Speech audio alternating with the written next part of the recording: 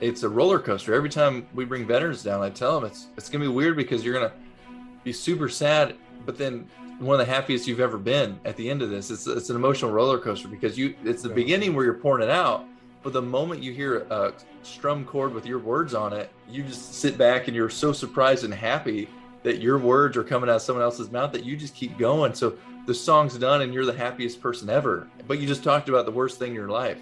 An excerpt from today's guest, who's co-founded an organization that helps wounded veterans release their trauma and pain through music and art. Richard Casper of Creativets is here, and I'll speak with him after this break. This is Point of the Spear.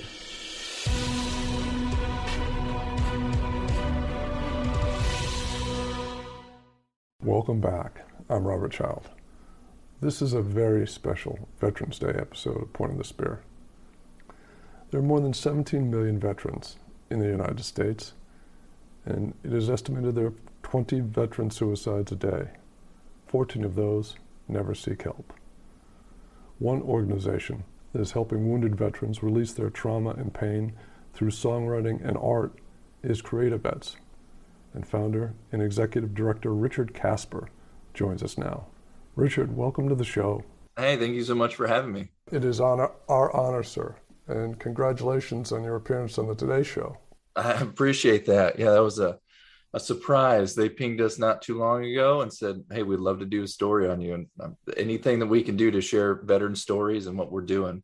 Yeah, that's great. And Carson's great. I used to work with him back in the late 90s on TRL. That's a small world. Yeah, exactly. He's amazing. You know that he's an amazing human when you last in the industry this long and you're working for multiple different shows. Yeah, absolutely. It's a self-weeding industry, I think. Yep.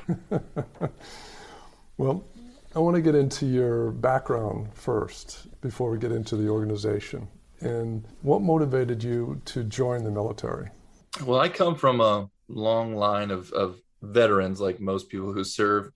My dad's one of 11, and all his brothers served in the military at one point. Nobody Marine Corps, though. And when I was going through high school, I knew I wanted to join. I didn't know what branch. I just had this passion to serve, not understanding why, where, when I was going to do it. But then 9/11 happened when I was a junior, and that just flipped the script for me. And everything went to, how do I get over there as fast as I can to serve my country the way I want to do it? And I ended up going Marine Corps infantry in 2003. So I had about a 2-week summer vacation out of high school before I went out to boot camp. But everything at boot camp kind of changed my trajectory as well. Because while I was in there, they had this thing called special testers. And honestly, they thought I was dumb or something because, they read out a list of infantry only guys and they say, Casper's on the list. I'm like, oh crap, what did I do? Yeah. And they pulled us all aside and they said, hey, we're going over to this other place. And, in boot camp, you can't ask questions. So we just follow along. And we get to a big group of Marines sitting around going into these little interviews, one-on-one interviews with psychologists and other people. They pull us out, a few weeks goes by. We have no idea why we did it. We go back into some more meetings. There's less of us and then less of us to the point to where there's only about, 20, 25 of us. And they do the very last part of this, which was one-on-one interviews with like a gunny or first sergeant. It's come to find out it was a program called Yankee White, where we get to guard the president of the United States, either at White House Communications or Camp David. So I ended up being selected out of, started with 300 something Marines, I think it was, and ended about 20 of us. And we went off so I had a new whole mission in life. Not a mission in life, but I had a new mission in the Marine Corps. And I still went through infantry school, and I had to go to, instead of going right to deployment like all my friends were, I went to North Carolina for a security force school, and then went to a 8th and I for 11 months until my clearance went through. Once my clearance went through, I chose Camp David. So I lived and worked at Camp David for 14 months under George W. Bush. And it was such a cool experience. But then they asked me if I wanted to stay up there. The rest of my 4-year term was, I had about 18 months left on it.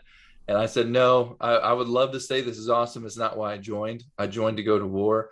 I can't get out of the Marine Corps knowing I never served my country the way I wanted to. And so they sent me to 20 on Palms. So 2-7, that's pretty much like a war zone. It's just living in the desert out there.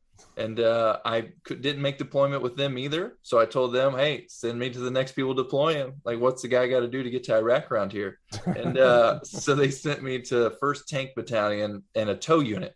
So pretty much mounted infantry. And that's where I went to Fallujah, or where I went to war from. And when I was in Fallujah, it was less than 4 months over there. My Humvee had been blown up 4 separate times, and my buddy was shot and killed beside me. And so, in that short period of time, I ended up with a traumatic brain injury and PTSD, depression, anxiety, all these issues. They didn't come up till later, but that's where they started, and that's a little bit of my military career. And you ended it with a bang. Yes, there's 4 of them. Four bangs in a row. Yeah. That's what I read. It was 4 consecutive months, correct? Well, it was so actually 3 of them were within a month of each other, Oh, and so it was in November. Like November is when I got hit the first time. December is when my buddy was shot and killed beside me. January I was hit twice by IEDs, and then February at 13th was or February 14th was the last time I was blown up and considered unfit for duty, which just meant I couldn't go outside the wire anymore. I had to stay at Camp Fallujah for the next 3 months until we got to go home, but it was doing odd jobs like making people fill sandbags and being like the COG of a little camp inside of Camp Fallujah. but you suffered a traumatic injury though from these. Yeah, it was a left traumatic brain injury. So it was a lot of well, in Iraq, I didn't know it. And so they sent me to see corpsmen and some hospital doctors on site, but I didn't actually go to a full on hospital. They never sent me to Balad to get a CAT scan like they kept saying they were. So when I transitioned out of there, like the moment I touched down from Iraq, I checked out of the Marine Corps. And I said, when they asked me if I want to see medical, I was like, I don't think so. You guys never sent me to medical. So must be nothing wrong with me. I still honestly thought I was still in like shock mode where I had migraines for over months straight, but they slowly started dissipating. So it was a migraine every, I'd have a bunch in a week, but not every single day. And slowly my word recall was getting a little bit better, but it was really jolted when I first happened. And so I was just young and dumb and I didn't understand it. So I just checked out of the Marine Corps not knowing. And it took about 6 months after that until I actually found out what was wrong with me. Well, I'm glad you looked into it. And Yeah. you were suffering from post-traumatic stress, See, correct? yeah, that came in around the same time as I really understood my TBI. And it was when I started going to college. I said, I need to be successful. I'm going to take 6 months off. I had a Harley at the time. I rode at Sturgis. I did all this fun stuff, just lived a little bit because how many times I almost died. And so when I got back and I said, okay, time to study some business or do something with my life. And I enrolled into college. And that's when I started discovering how bad my brain injury really was. I started failing some classes, and then my anxieties and depression kicked in. 6 months I was pretty good. And then I started to have to speak in front of classrooms, and I couldn't do it. I would physically throw up and get sick. Didn't understand it at all. I said, hey, here's a guy. I guarded the president of the United States, and then I went to war, and now I can't get up in front of this class of these 18, 19-year-old kids and tell my story. And that's where I really found out about my issues. And that led you to a recovery, and you had to discover what was going to help you in your recovery. And you figured out the creative arts was going to be a path. Yeah, it wasn't even me searching for it. Honestly, it was a cop out. I thought after I started failing my classes, I looked back and I said, well, okay, if I'm going to be successful, the one thing I learned in my transition classes was as long as I have a degree, I can get a job anywhere, especially even FBI, CIA, any of the three-letter agencies, police force. You didn't have to have a specific criminal justice degree. You just needed one. So I went back. I was like, okay, I used to draw a lot in high school, just doodling, not like really draw, but doodling. Said, you know what, screw this. I'll get an easy degree in art. Like, what's it going to hurt? I'll just do it at this local community college, get an easy degree. And that was the best choice I ever made because it led me into the arts. It gave me an understanding that I could use symbolism and colors to tell a story that I couldn't tell physically. So I was able to put colors and symbols onto these pages that other artists could read and know my story. So I didn't have to break down and cry in front of people. I would just create an art piece about it, and then they would talk about it. And then it helped me talking about a piece of art rather than my story, even though it's the same thing. It made it feel good. And so while I was there, I also studied creative writing, and I started as I kept writing these like prose and these poems. I thought, how awesome would it be if I could write an actual song about Luke, who was shot and killed beside me, because then I could just give it to people and walk away. Because I wanted people to know that Luke lived, not that he died, but that he lived. And I said, I can't tell people that if I break down and cry in front of every person every time I talk about him. So if I have a song, I'll just give it to him, walk away, and it does everything I need it to do. And so I started setting this mission on how do I write a song, especially with the brain injury. And I just started looking it up. My buddy Brett taught me my first three chords on the guitar, and he told me a little bit about the songwriting process. And I started doing parodies. I started finding top popular country songs, and I would write a funny parody around it. And it helped my word recall. It helped me learn structure of songwriting. And I was traveling down this path. At that point, I transitioned from this community college in Bloomington, Illinois, to the School of the Arts of Chicago, one of the best schools in the country for art. And I'm living up in Chicago, studying art, really expanding my knowledge on how to transfer my warrior brain to the artist brain. And I'm working at a bar called Joe's Bar as a bouncer, because my anxieties were so bad I couldn't go to job interviews, but I would go listen to music. And I'd have a lot of times the bouncer would look at me and see I'm 6'5", combat Marine, work out, and they'd see me and they'd be like, hey, you looking for a job? And I'm like, yes. And so that I didn't have to go through the whole interview process, which caused my anxiety. So it was like a shoe-in. And I love music, and especially country music. And so while I was working up there, I met some hit writers, and I approached them right around the same time I was about to graduate from the School there in Chicago. And I just said, hey, I have so much going on inside me. If I come out to you in Nashville, will you help me tell my story about what I went through and about my buddy? And they said, yeah. It was a writer named Mark Irwin, who has multiple number one hits. He wrote Alan Jackson's first number one, Here in the Free World. Wow. And he's had a bunch of hits since. And he said yes to me, a nobody random Marine up in Chicago that he met at a bar. And when I came down and wrote a song and a half with him, it just changed my life. I've been trying to do this for a year, and he wrote a song and a half in 3 hours with me, just telling my story. And then on the parallel, I had the art that I was doing. And honestly, I was almost back to 100% normal just by going to this art school for 4 years and then learning how to tell my story. I hope you're enjoying this episode. Next time, my guest will be historian and prolific YouTube creator Paul Woodage, who operates the popular YouTube channel World War II TV. And I initially thought about trying to make proper kind of documentaries. And I did a couple of them and found out that I hated it, basically. And so that's when I moved to doing the live stuff.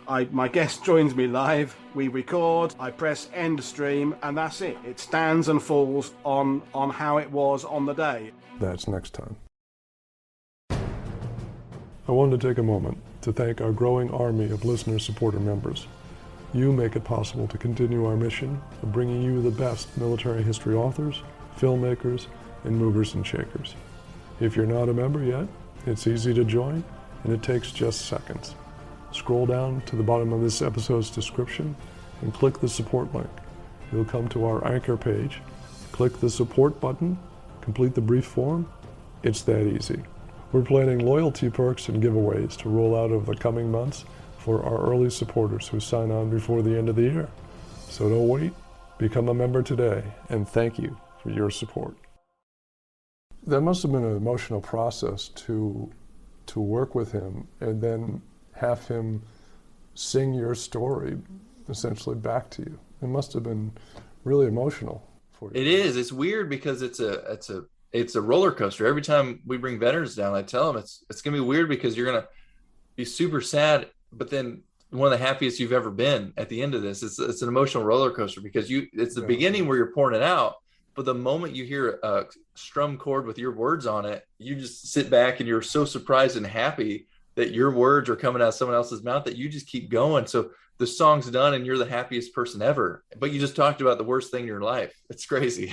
Yeah, I can imagine it's such a release, to just channel all that trauma into a song and just release it.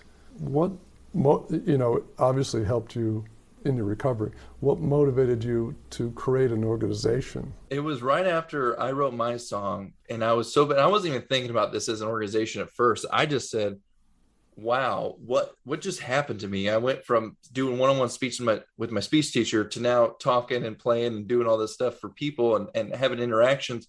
My buddy Jesse he's missing his leg and has burns over about 60% of his body from a V-bed that struck his vehicle. He was with Charlie Company from Peoria, Illinois. And I grew up with him, and I just reached out to him and said, "Hey, man, I know you hate telling your story, but I made a connection down in Nashville because while I was down there, I met more songwriters." And I said, "Hey, would you guys entertain me bringing other veterans down here?" So at first, I just wanted to help a buddy, and so I brought Jesse down, and because he was blown away, he's like, "Oh yeah, you're gonna have me come down to Nashville, write with hit writers with you? Let's do it."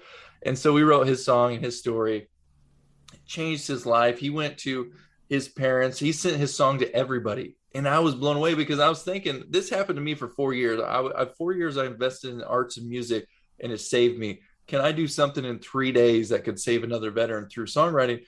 And it absolutely gave me that, like, hey, you're doing the right thing. This works. And so at the time, I met a lady named Linda Tarson, maybe a few years prior. She was the only one in the world that I knew that had board experience, like has been on boards, helped run organizations. And I just reached out to her and I said, "Hey, I don't know how to do this. I don't know what a nonprofit looks like, but I want to start a nonprofit so I can keep bringing veterans to Nashville to tell their story and even start an art program to get veterans to choose art as an option." Like I ended up choosing it, but mine was so random. I want an actual program that they want to go to. And she said, "Okay, let's do it." And I was kind of blown away by her quick response to yes. Yeah. And then so she helped me set up some board members on her end who have extensive experience. And I brought in some of my friends and veterans and spouses that I wanted to be on the board to represent their networks. And we just launched in 2013 helping veterans. And it started with a songwriting program, bringing them here to Nashville. The mission is helping a great deal because I was talking with Brett about this. There's a crisis right now in veteran suicides. Can you talk a little bit about that? Yeah, there's the latest statistics. It's roughly 20 veteran suicides. Well, it's veteran and military. They incorporated them into this equation, but 20 suicides in the veteran military space. So that's including like reserve guard, active duty. But the crazy number people never talk about is the 14 that don't seek help. And so out of the 20 that commit suicide, 14 don't seek help, or at least hadn't in the last 2 years.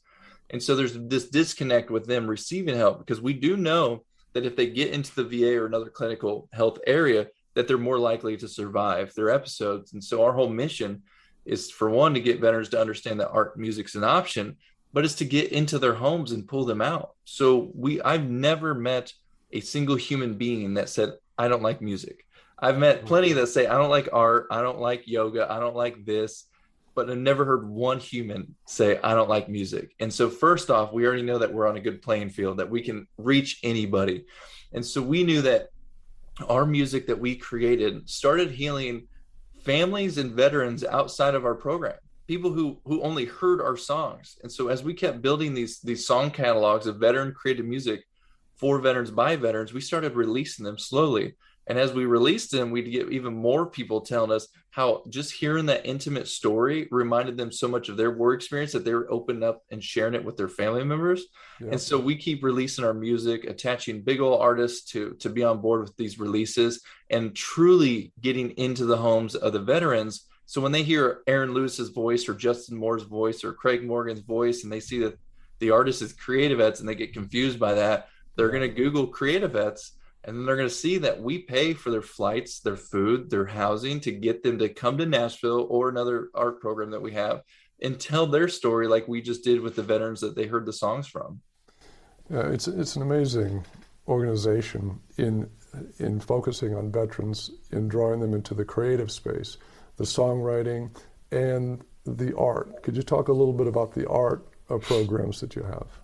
Yeah, with art, we wanted to do the same thing. We knew that it would take a little bit more to get veterans into the art program. So songwriting program is based here in Nashville, fly veterans anywhere in the country here, pair them up with pro songwriters. They write their song. It's really awesome. We have a huge waiting list for that program because how obviously like it's kind of like a bucket list item. Yeah. Art, again, it's harder to get people involved with art, but what we do is we enroll veterans into the best art schools in the country. We've hosted these programs at the University of Southern California, Virginia Commonwealth University, Belmont University here in Nashville, and then the School of the Arts here in Chicago. And we pay for veterans' tuition, their housing, their food, all 3 weeks that they're there. They're instructed by another combat vet, and they have combat vets in the program with them, or wounded vets. And they learn how to tell their story through art, just like we do with songwriting. So when they start on that first day, it's all about some of those experiences they might not be able to express themselves, just one-on-one with me or another combat veteran instructor. Mm-hmm. And then we help guide them on the idea of what they could use. And we're not talking about just painting or sculpture. We're talking about having access to the wood shop, the metal shop, the 3D print lab, the photography department. You have some of the best things at your disposal being a fully accredited art student. That's why we pay extra to get them accredited. Also, because now that they have these 3 credits, if they want to roll into school after they're done with the program to keep continuing being an artist, now they have 3 credits from one of the most highest distinguished art school in the country, and they can keep on doing what they love. And that's the cool thing about our programs are they don't stop when you stop here. You keep doing them. You can go to any university. You can continue writing from anywhere in the country. And so there are programs that will, as long as you invest into what we're giving you, you're going to be able to keep doing it for yourself later down the road whenever you're going through a little speed bump.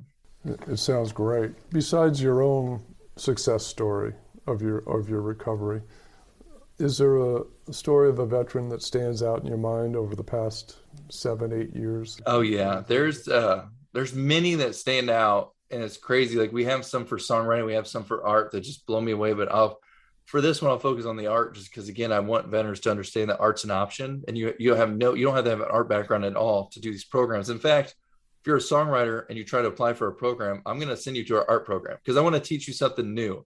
So if you're an artist and you want to come, I try to give you songwriting. There's some stipulation in there where we can keep you on that track if there's certain criteria you hit. But again, we're investing so much into you to teach you a new skill to heal. And so that's why we do what we do. And for art program, though, we had a guy who he was legitimately hospitalized 3 times in padded rooms every time he would freak out about the situation that happened in Iraq. And it had to do with the number 3, because in one incident, there was 3 farmers that ended up being killed. And then there's 2 other incidents in Iraq at the same time that affected him so much that it drove him crazy by the time he came home. He even said one time the toaster looked like it was about 3 inches from the wall. So he went and measured it, and it was exactly 3 inches. So that sent him into a trigger, and he started doing equations all over the wall that his wife had to hospitalize him. It got that bad. Wow. And so he went to our program in Chicago for 3 weeks.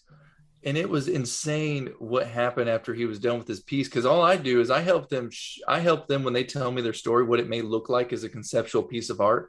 Because if I want to introduce you to art, I can't just show you Picasso, tell you why he changed his figures 26 different times, why he painted the color he did. Because you're still going to be like, looks like a 6th grader can do that. Yeah. But if you tell me your story about, say, a buddy that was shot and killed beside you, and it was in MSR Mobile, and you had to get him out and evacuate him, all this stuff, but I showed you what that image looked like as a Picasso, all of a sudden you understand what Picasso was saying and how to do your own art. So that's what I do. He told me his whole story. I helped create a piece in my head that what I saw it looking like. And I tell them when they leave the room, we can't use this piece, but you could use portions of it. And so he was kind of blown away by the idea of using equations in his own piece, because he typically only used equations when he was going crazy. But he ended up doing this brilliant piece 3 weeks at the art program. He left there, and now, because I can get a ton into like his whole story and his art piece, but he now is represented by a gallery in Ohio, and he's had his work shown at the Columbus Museum of Art, and he teaches art programs at the VAs in Columbus. He went from being hospitalized in a VA to now teaching art to other veterans at a VA. That is amazing. What a great story. It's such a wonderful organization. It's and so unique. It's just amazing. I am so pleased that you've come on today, and you help so many vets. It really is something. How can vets? What is the process for vets to contact you? Is there a form on your website?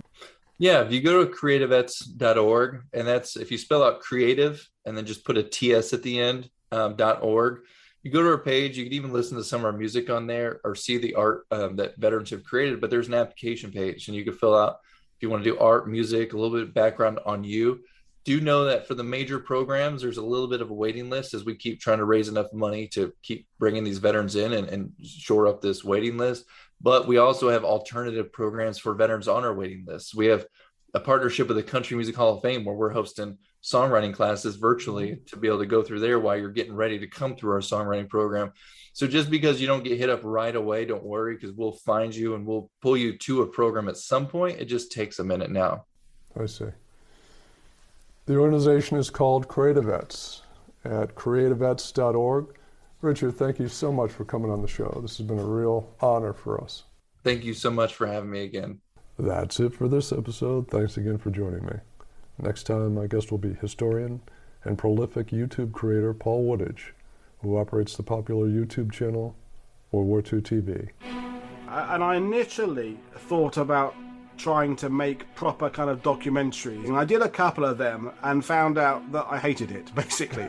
And so that's when I moved to doing the live stuff. My guest joins me live, we record, I press end stream, and that's it. It stands and falls on how it was on the day. That's next time. And if you like what you hear, please share the show on social media and follow me on Twitter @RobChild. I'm Robert Child, and this has been Point of the Spear. Music licensed from audioblocks.com. Point of the Spear is produced by RSC Media Group.